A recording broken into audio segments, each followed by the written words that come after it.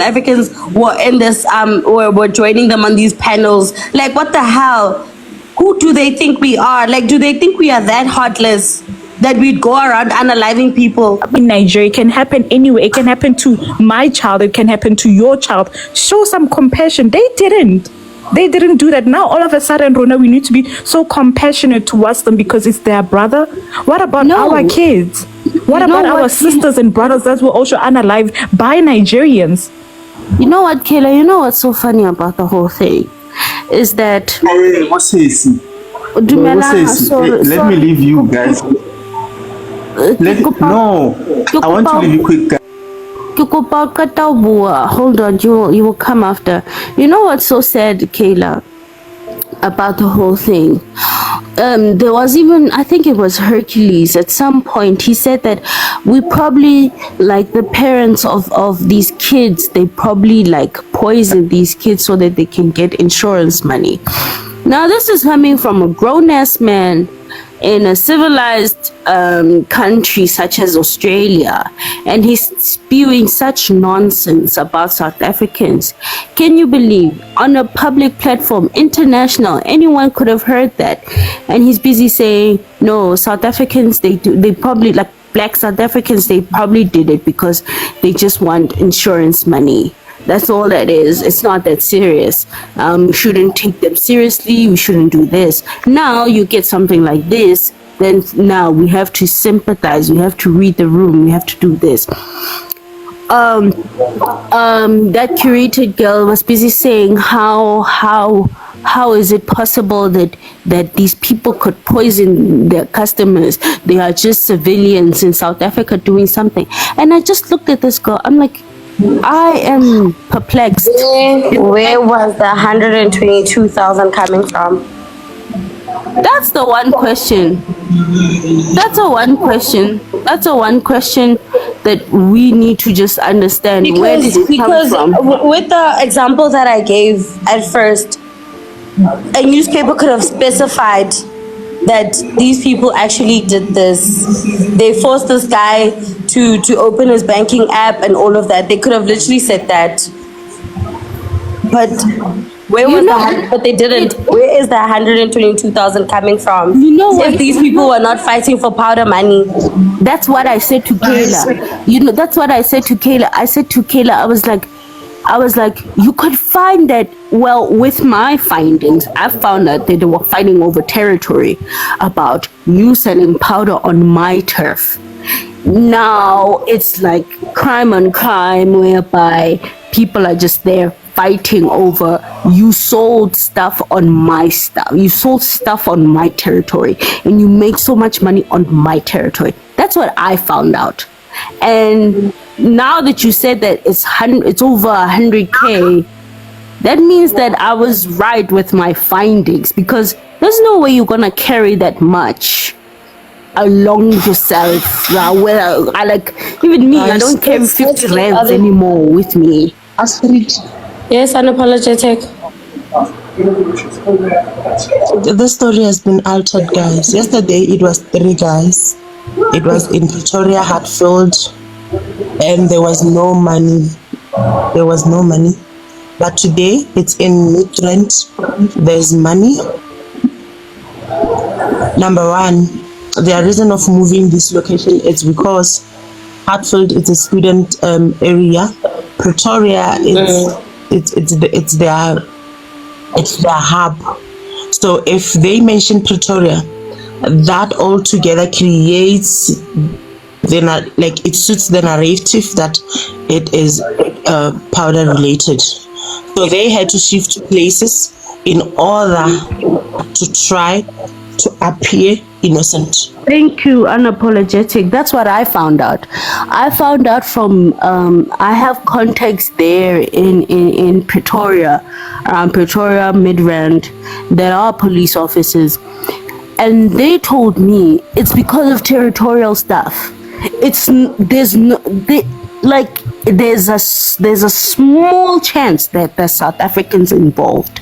It's Nigeria against Nigeria fighting for territory. That's what I heard from my contacts. I'll stand 10 10 toes down. It is what it is. They are like, and that Dudula thing that other Nigerians are coming up. It's so sad that people think that when patriots are fighting for the betterment of country, they are being seen as xeno. It's really, really sad. And we are supposed to just, and we're just supposed to just be quiet while something like this is happening. Imagine. So now people are going to unalive other people now just because of territory, just because of selling powder in South Africa.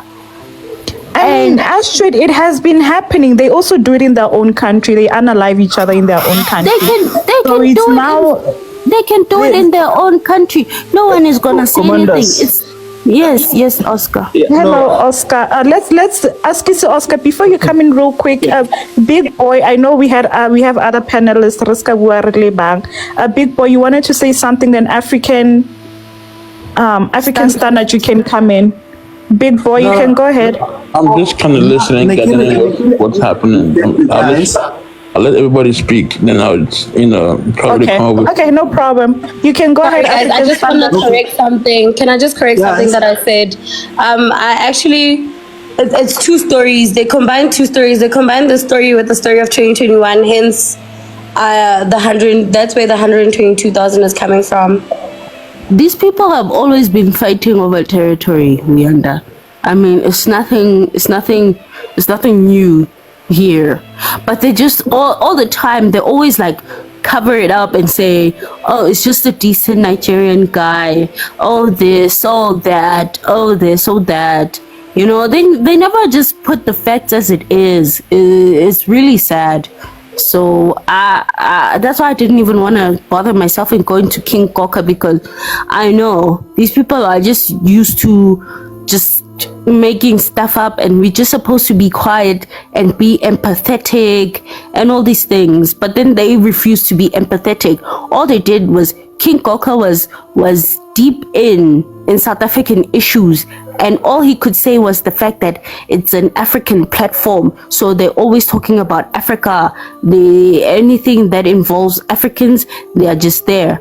But they never talk about Somalia. They never talk about anything else. The wars that are happening in Congo. They never talk about Egypt. They never talk about what is happening in Israel, between Israel and Palestine. They never talk about all that shit. But they always want to talk about South Africa. It's just really, really frustrating. I never go there. I honestly don't. It's a waste of time. Now let me just leave you guys. Make it a heads up. This guy is escalating. Oh, today the life it's a 2. Back to go to another. That's why I'm leaving. Nigerians are planning to unalive South Africans because of this issue. Hey, now I'm going back there. We just want to listen and record and report to all of you, my fellow South Africans. Just be aware. Just be aware, guys. They've been I actually heard King Goka when he said, now we've crossed the wrong ones. Ari, we've crossed the wrong ones. What they are going to do to us, we won't see it coming. Imagine. You see, these people must, we must actually, just that they're using fake accounts, they're cowards, Threatening us in our country. People must be actually, be charged for inciting violence in this country. Yes, they will learn, because you cannot plot against us and you think you will win, especially when you're a foreign. You can't do that. It's just that they're using fake accounts and you can't trace those people. They're just cowards without behind their phones there. But it's fine. There's nothing they can do. They can, threaten us wherever they want. We are here waiting for them. They said they are marching on the 16th to come to Pretoria. We'll be waiting here. But they must come. Waiting.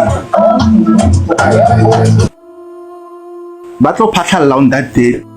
They will disperse that march roy patalat. Battle meter and building it's ours as for South Africans. Asiaba Onale Ramapos. Basatwala Balay. They will meet us.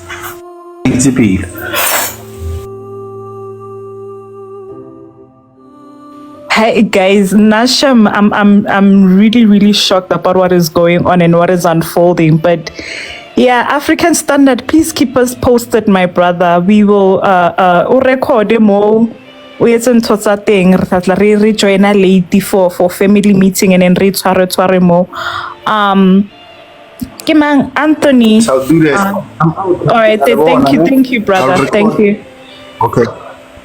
All right, Anthony, you can go ahead.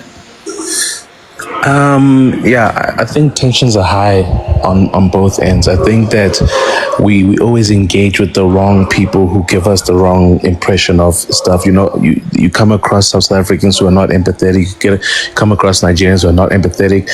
But I do think there's a common ground, and I think there's a lot of misunderstandings that are being pushed, or misinformation that are being pushed. You know, I also think the story is suspicious because the story keeps developing, but that's the nature of stories, right? You get information, it develops. So I'm not at liberty to say if what is what. I don't have any connections in the police like the host, but I do think there's a lot of misinformation on both ends, and there's quite a bit of instigation as well that's allowing for people to say certain things they shouldn't be saying and making threats. But I can attest that, you know, with my fellow South Africans, there are many empathetic South Africans, and same with the other side. But in moments like this, we're all going to be angry and say things that we're going to say. You know what I mean? I don't want to. This is just very unfortunate, because at the end of the day, whether or not you're South African or not, we're all going to lose, and we're the ones losing in our own territory. You know, we're the only ones losing on our lands. You know what I mean? There's South Africans in Nigeria who are doing very well. There's South Africans in Nigeria who are also doing atrocities. But I think we really need to calculate our responses to each other. You know what I mean? It's the spaza shop thing is very, very unfortunate. It needs to be dealt with. You know what I mean? I don't even know if there's a Pakistani embassy here for us to hold them accountable. You know what I mean? But there's something bigger at play, in my opinion. There's something much, much bigger at play, in my opinion. And we are just being instigated against each other the same way that they did it pre-94. I'm sorry, Anthony, where are you from? I'm so sorry about that, to cut you off. Where are you from? I see a Congo flag, so I think he's from Congo. No, I'm not from Congo. I just put that flag there in solidarity. I'm Ugandan, but I was born here in South Africa. I was born in Brady. You're Ugandan and you were born in South Africa? Is that what you said? Yes, man. I was born here in 1988. My parents came here to Fort Hare during apartheid as a skills-based program by the ANC, when there were South Africans in Uganda, being trained for militant purposes, and obviously they're part of the exchange program. But that's a long story. But I know that. Oh, okay. I know all about that. Okay. Yes. So just growing up in those type of environments, right, where you see these type of plots against each other. I mean, the regime was put together to put down South Africans with Bantu education and then empower foreigners. And obviously that causes some sort of,